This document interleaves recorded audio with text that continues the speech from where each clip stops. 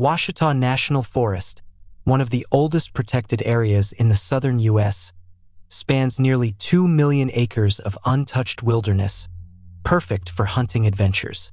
It's said that the name Ouachita originates from a blend of Native American words, OUA for hunting and Cheeto for large, meaning the great hunt far from home. During hunting season, the forest is often packed with people in bright orange gear. My friends and I aren't big on hunting. We're more city types, not used to that sort of thing, but we decided to take a trip to Arkansas for a change of pace. Until then, the furthest south I'd been was Pennsylvania, so a break from our usual routines sounded good. Nature, to us, meant relaxing without thinking about killing or preparing wild game. We learned there was a window in midsummer when hunting in the Ouachita was banned, and that meant we could have parts of the forest all to ourselves, no hunters, no interruptions. We were thrilled.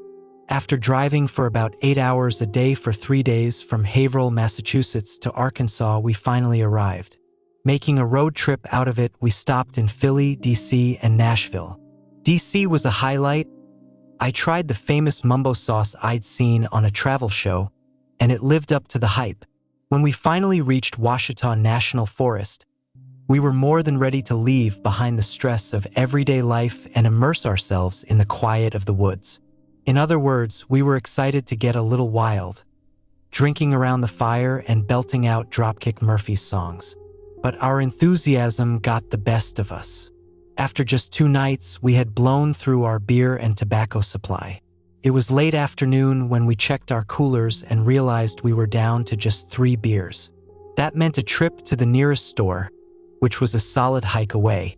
The closest shop, a little place called Outlaw Liquor, was more than 3 hours away on foot, and we had no choice but to trek there.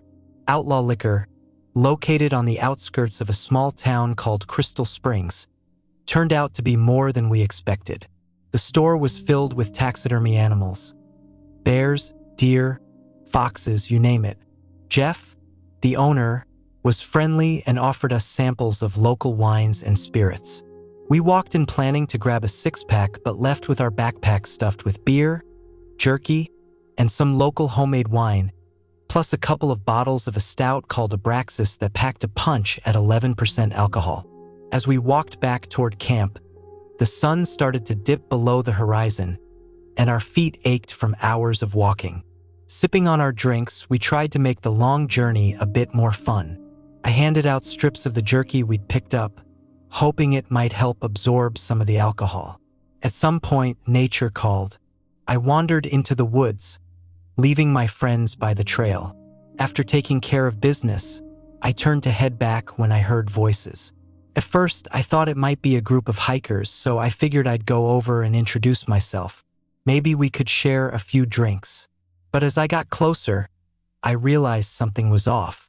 In a small clearing, I saw 3 or 4 rough-looking men in worn clothes, holding machetes and knives. They surrounded a young woman who was tied up and clearly hurt. The sight hit me like a punch in the gut. Her bruised, battered body was something I couldn't process at first. The men turned to look at me, their faces a mixture of surprise and anger. One of them raised a finger to his lips, signaling me to stay quiet. I knew I had to get out of there fast. I slowly backed away before turning and sprinting back to the trail, not saying a word to my friends. They saw my face and immediately started running with me. We didn't stop until we were out of breath, far away from that horrific scene. Once we were safe, we argued over what to do.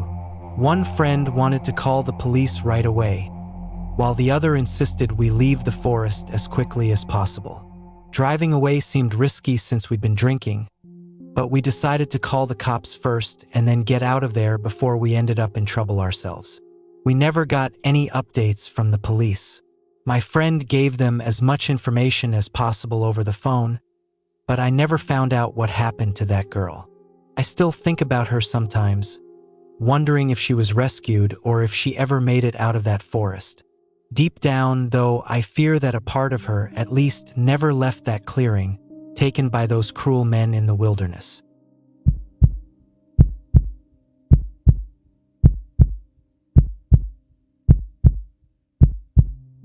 early 2014, a few friends and I thought of doing something for charity. We discussed shaving our heads, running marathons, or organizing a community event, but none of those ideas really stuck. They felt overdone, and we wanted to stand out and get people's attention. So when I suggested we hike 20 miles into the mountains and sleep rough for a week, I knew it was wild enough to raise money. Surprisingly, my friends agreed and we decided to go for it. We planned to trek 20 miles into the rugged Brecon Beacons in Wales and spend 7 nights outdoors. By the time we were set to leave, we had raised £1,250, about $1,500, for a charity helping the homeless. We were thrilled but nervous about the trip. The Brecon Beacons are known for being harsh and wild, even used by the military for training. We chose early April, expecting rain and strong winds, so we had to spend our own money on gear to keep us safe and warm. Military surplus equipment was the best option, so we ended up decked out in camouflage gear. The hike was tough, especially with our heavy packs full of food and supplies. By the 17th mile, 2 of my friends had had enough and wanted to call for a ride to finish the journey. One of them claimed his bag was too heavy, and I couldn't understand why, until we stopped at a lake to camp and he revealed he had brought an air rifle, which was making his load heavier. I was annoyed, but we had days to kill, and shooting targets or maybe even hunting a pigeon or a rabbit could be fun. After a tiring first night around the campfire, we woke up at dawn with the idea of going hunting. We didn't have much luck, but we did run into something unexpected. In the middle of nowhere, we came across a dog walker. We were shocked because the chances of seeing anyone were so slim. He seemed startled, probably because one of us was holding an air rifle that could easily be mistaken for a real gun. But after a wave and a smile, we all went our separate ways. Later, as we were winding down from gathering wood and relaxing by the fire, we were suddenly woken by bright lights. Armed police were outside, ordering us to come out with our hands up. We were terrified. As we crawled out, hands shaking, we noticed the officers' weapons had lights attached to them. That's when it hit me just how serious the situation was. We were ordered to the ground, and the officers searched our camp, quickly finding the air rifle. It turned out that the dog walker had mistaken us for military personnel and reported us to the authorities. Once the misunderstanding was cleared up, the officers relaxed. They realized we were just a few guys on a charity trip. Surprisingly, they didn't confiscate much, just the air rifle, and even joked with us. We weren't charged with anything, and the officers seemed almost impressed by our charity efforts. Felt like we got really lucky that night. Looking back, I still can't believe how close we came to getting into serious trouble. If things had gone just a little differently, the outcome might not have been so harmless.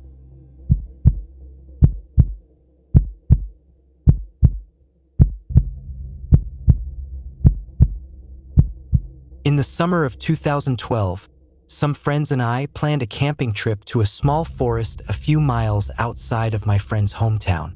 It wasn't huge, but it was the perfect chance for us to escape city life and connect with nature.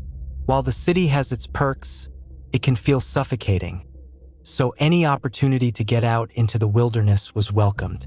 However, as the trip got closer, things started falling apart. One by one, our friends called to cancel, citing family issues, money problems, or just plain laziness. In the end, only 2 of us actually decided to go. On a bright summer morning, we hopped on a train to the forest. The weather couldn't have been better.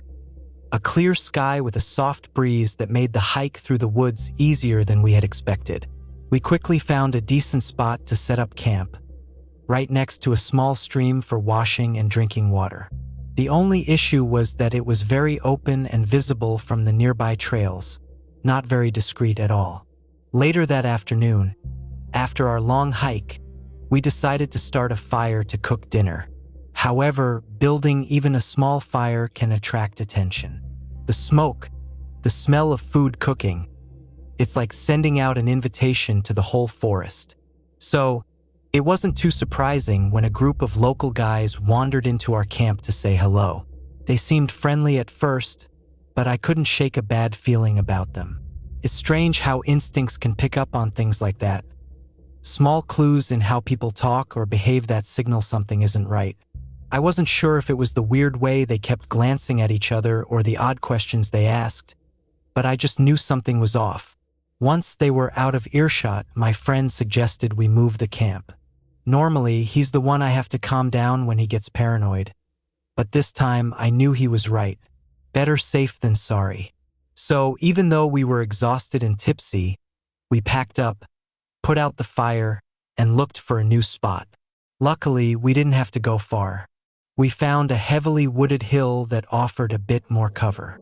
From one side of the hill, we could almost see our old campsite, though not directly. Still, it gave us a decent view of the surrounding area, at least during daylight hours. As the sun went down, we lit another fire, cooked some noodles, and relaxed, drinking and talking nonsense until we were too tired to continue. We eventually crashed in our shelters for the night. I must have passed out as soon as I crawled into my sleeping bag because the next thing I remember is waking up to the sound of a car engine revving in the distance. First, I was just annoyed. I was hungover and felt terrible. But as the sound grew louder, I realized the car was getting closer. Something told me to go check it out. By the time I heard voices, I was sure something was wrong. When I got to the edge of the hill, I could see flashlights shining around our old campsite. The revving engine belonged to a vehicle that had driven down the forest path right to where we had been. Someone was looking for us. Without thinking, I rushed back to wake up my friend. He was groggy and half asleep, but once I explained what I saw, he quickly got up to help me put out the fire. We grabbed a pair of binoculars and hurried back to the edge of the hill to get a better look. What we saw made our blood run cold. The group of men down there were carrying things like baseball bats, hammers, and even a length of rope. They were furious, swearing and stomping around, clearly upset that we had left before they arrived. All we had to defend ourselves were some small pocket knives, and if they had decided to search the area, they would have found us easily. I doubt I'd be telling this story if that had happened. For whatever reason, maybe because they had been drinking too, or maybe they just didn't care enough, they didn't bother to look for us.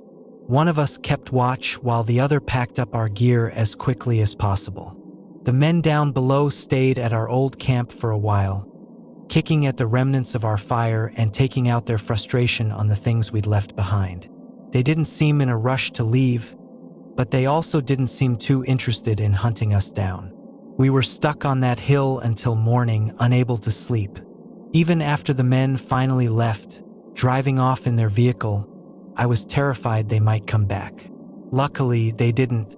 By the time we were heading home on the train the next day, we were both exhausted. We had planned to stay for another 2 nights, but there was no way we were risking it with those local thugs hanging around. The lesson? Be careful when you're traveling, whether it's in your own country or abroad. Most people are kind, but some have bad intentions.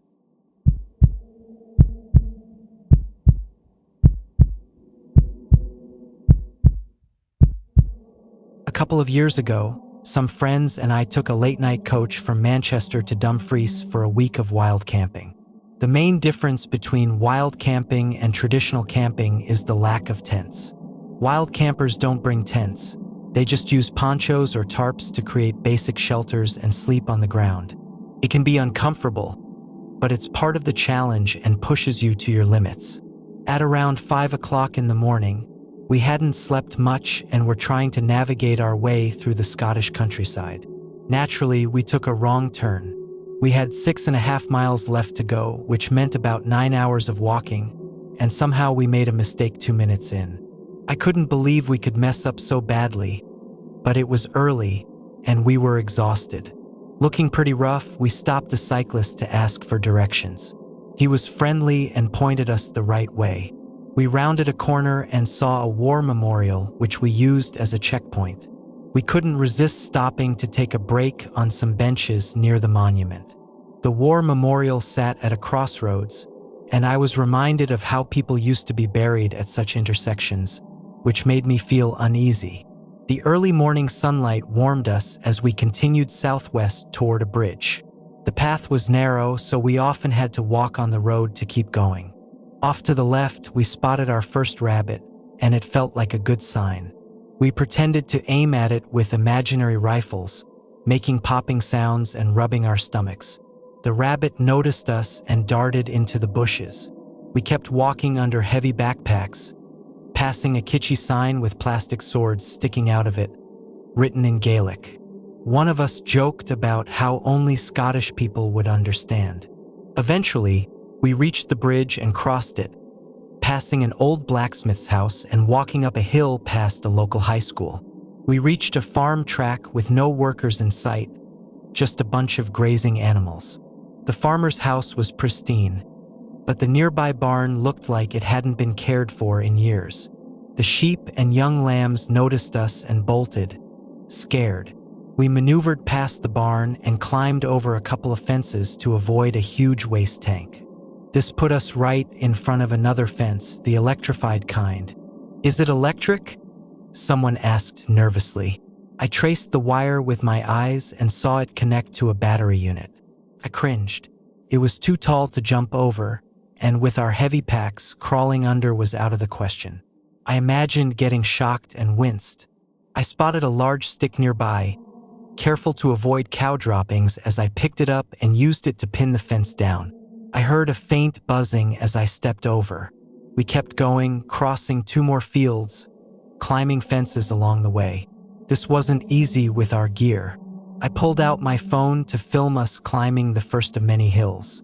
Our backpacks suddenly felt twice as heavy, and we leaned forward to keep our balance. Our steps became slow and labored. I stashed the phone away at the steepest part, and we all grew quiet as we focused on getting to the top. By now, I was getting hungry. Our first planned stop came into view, a spot to rest and get our bearings. We dropped our packs a few yards away from where we'd camped on a previous trip. Corky, one of my friends, took off his shirt, which was soaked in sweat. I noticed steam rising from his shoulders. "You're steaming, man," our other friend, Martin, said, laughing. We all chuckled as we pulled out some food and tobacco. Martin and I had the same oatmeal biscuits, which we ate with cheese, sharing some coffee made with Martin's Jetboil, a handy little gadget that would become essential for the rest of the trip. Corky changed into dry clothes and eyed up a tin of breakfast, reading off the ingredients. It was cooler in the shade, and we admired the view while eating and smoking. It was only 7 a.m., but we were so sleep-deprived it felt much later.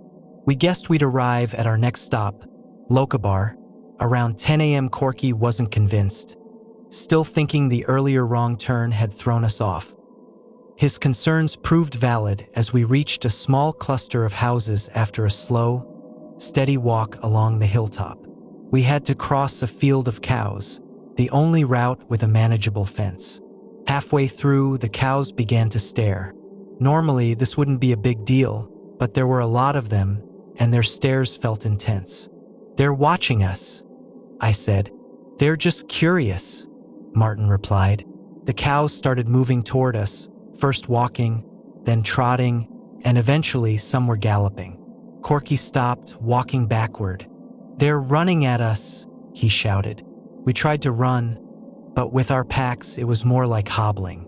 I looked around and spotted a small enclosure with an electric fence. "Head for the fence," I yelled. Running under these conditions wasn't working, so we stopped, turned around, and threw our arms up, making ourselves look bigger. The cows slowed down, seemingly confused. I heard someone shouting across the field. It was the farmer, telling us to head toward the gate. We moved slowly, arms still raised, as the cows crowded around us, jostling each other for a closer look. It was terrifying, but we made it to the gate and climbed over. The farmer explained they were just curious, not dangerous, and gave us directions to continue our hike. We thanked him and walked away, shaken but relieved. Looking back, the whole experience seems funny. City kids getting scared by cows. But at the time, it was terrifying. When we got home, we realized just how dangerous the situation had been.